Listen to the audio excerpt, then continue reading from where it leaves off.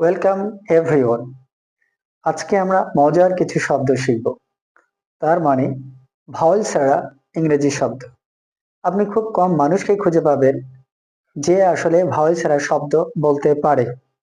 Vowel ছাড়া শব্দ তার মানে ভাওয়েল হচ্ছে পাঁচটি: এ, ই, আই, ও, ইউ। এই লেটারগুলো যে শব্দে থাকবে না সেটাই ভাওয়েল ছাড়া শব্দ।